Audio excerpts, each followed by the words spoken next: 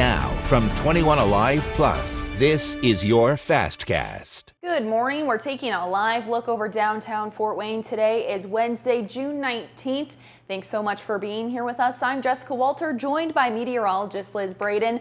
Liz, today is another first alert weather day. We still have this heat and humidity kicking.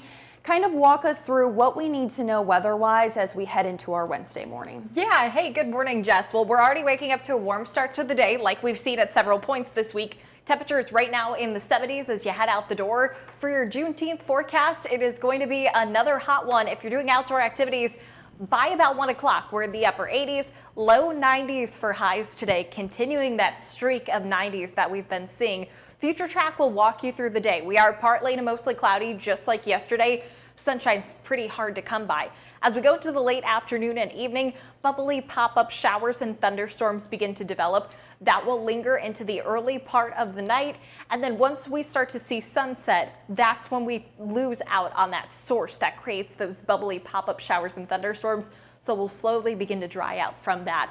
As for the AC today, obviously something that is going to be running extra when it comes to today. The hottest times of the day, roughly anything from about 2 to 7 p.m. So have a way to just stay cool, as we've talked about before, Jess. All right, Liz, thanks so much for the update.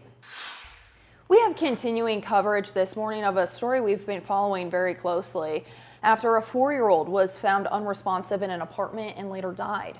The family of Octavia Aquino has decided to donate her organs, pushing back any answers they could receive with an autopsy. Octavia's family is telling us it was an extremely difficult decision to make, but this is a way for her memory to live on in a different way. Last night, Octavia had a final stroll through an Evansville hospital for her honor walk and later donated her viable organs to other kids in need. You may remember her mother, 23-year-old Destiny Rhodes, told officers she went to work when Octavia was sleeping and left her with her roommates, including her 16-year-old boyfriend, Christian Gonzalez. The roommates told police they've noticed abusive behavior towards Octavia in the past. This morning, the family and police are still awaiting autopsy results. She should be remembered as just an innocent, sweet little helpless girl who she brought joy to everybody that she met. Like, you didn't have to know her to love her. We figured that she could be a miracle for someone else. Just, let her live on. Octavia didn't deserve this. I mean, and then she's going to go on to help so many other little kids, though. So she'll live on through a whole bunch of other kids and save their lives. Destiny Rhodes is now charged with neglect of a dependent resulting in death, which is a level 1 felony, and her boyfriend, 16-year-old Christian Gonzalez, is now charged with murder as an adult. Meanwhile, the family has set up a GoFundMe to cover the expenses. If you'd like to help out, you can find a link to do so on this story on our website. That's 21alivenews.com.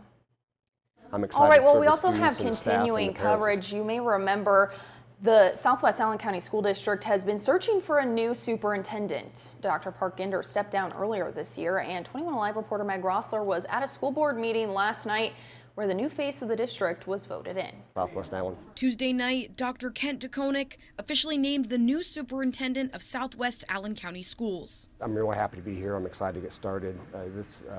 Everyone's been so welcoming. I've had a good opportunity to be in the district quite a bit this month already. The Columbia City native has more than 20 years of experience in education, most recently in Greenwood schools in Indianapolis. And so I was there for 8 years, and prior to that, I'd served also in other area districts in the Indianapolis area, in Avon, Perry Township, Westfield, and Carmel.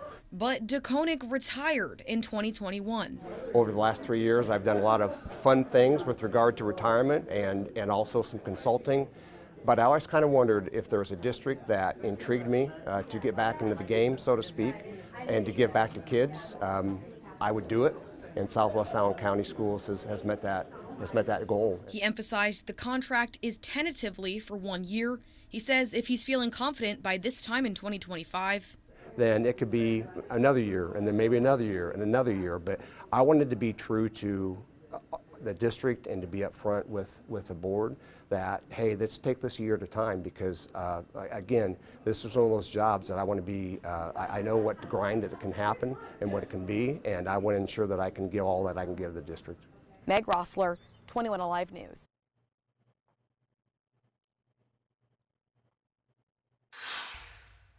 All right, we're turning gears a little bit. Happening now today is Juneteenth, commemorating the end of slavery in the United States, and several local groups are holding special celebrations to mark the holiday.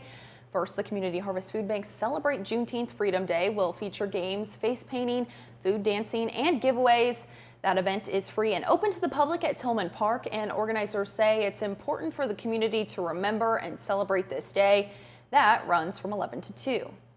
And the Allen County Public Library is also marking the Juneteenth holiday with activities for all ages, including a Juneteenth lecture, an Abraham Lincoln themed story time, a new exhibit in the Roland Center, and more.